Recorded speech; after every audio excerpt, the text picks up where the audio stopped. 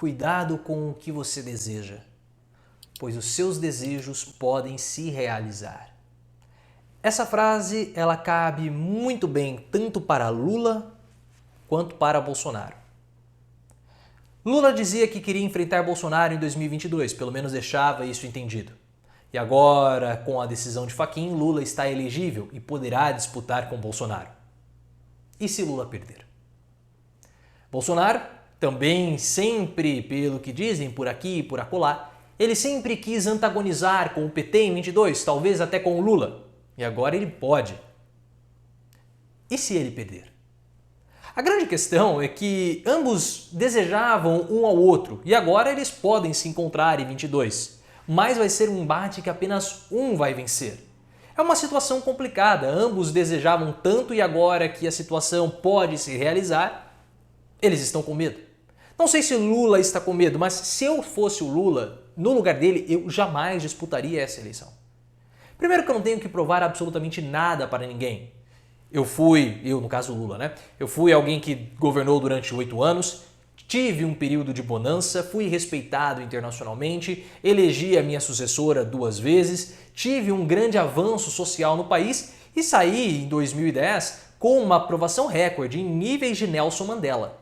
Fui preso, depois saí, a questão da minha prisão ficou mais como um preso político. Por que eu vou me desgastar correndo o risco de jogar toda a minha história na lata do lixo com uma derrota para Bolsonaro, que é um presidente medíocre? Então, se eu fosse o Lula, não iria arriscar a minha biografia disputando uma eleição. Mas não tem jeito, porque Lula, agora que está fora, ele vai ter que disputar. A população vai empurrá-lo, vai ser como uma espécie de inércia, ele vai ter que ir para a eleição. Talvez a condenação de Lula, no caso do triplex, era mais uma bênção do que uma maldição, porque eu deixava fora das eleições. Agora que ele está elegível, ele tem essa quase responsabilidade de ter que disputar. Para Bolsonaro é a mesma coisa.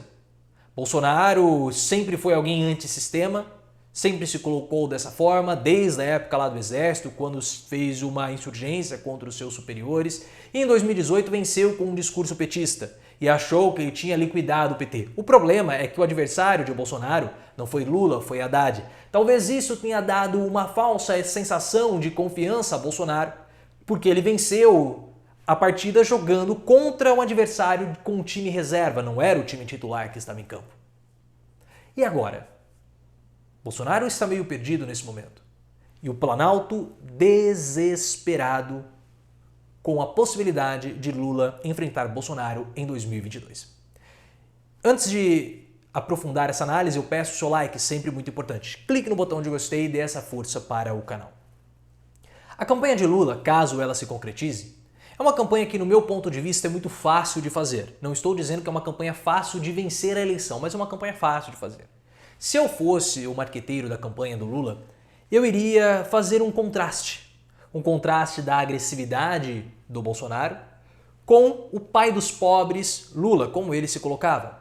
E também pegaria um comparativo desses últimos anos de governo Bolsonaro com os 8 anos do governo Lula.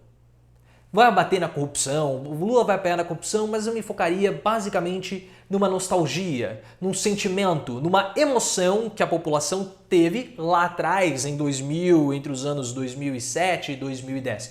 Esse seria, ou principalmente no último ano do governo Lula, essa seria a minha grande aposta de campanha.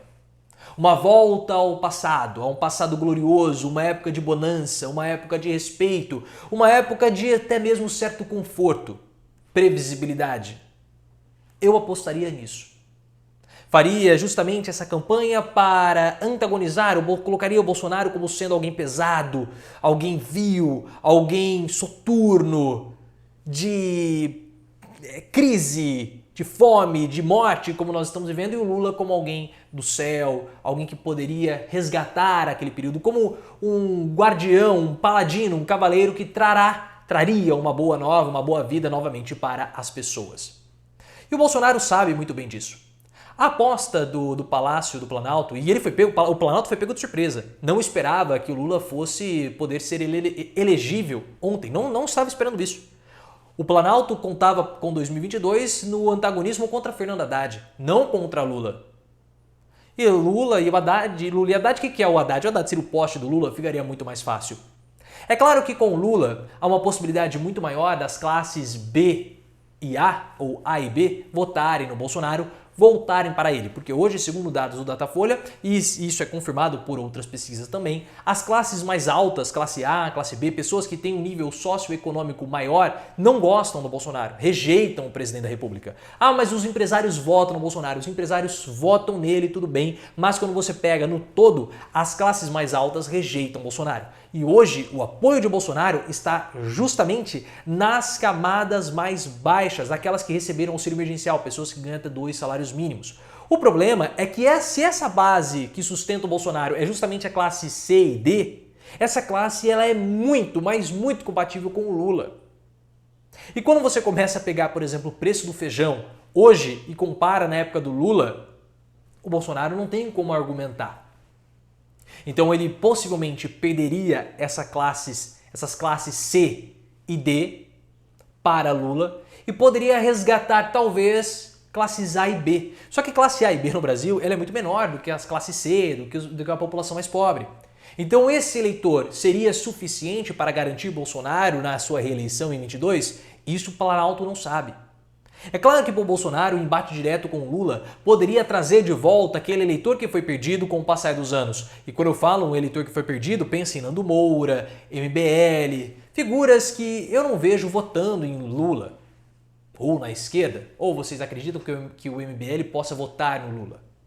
Quando eu falo MBL e Nando Moura, eu não estou falando dos grupos, né, ou da pessoa propriamente dito. Eu estou colocando aqui personas para que você possa imaginar, visualizar e ter uma certa didática aqui. Então não pensem no Nando Moura como o Nando Moura, mas pensem na abstração Nando Moura. Os eleitores que ele representa, o grupo que ele representa da mesma forma o MBL. Eu não vejo essas pessoas votando em Lula, pelo menos eu posso me surpreender, mas eu não vejo. Então eu acredito que essa aposta do Bolsonaro, que no fim das contas MBL e Nando Moura vão voltar para ele, é uma aposta acertada. Mas é algo muito incerto, porque ele pode perder as classes C, a classe C e D. E quando nós olhamos, mas não é tão certo assim. Porque o Poder 360, no ano passado, soltou uma pesquisa de intenção de voto para 2022 que foi muito reveladora e eu sempre falo para vocês dessa pesquisa.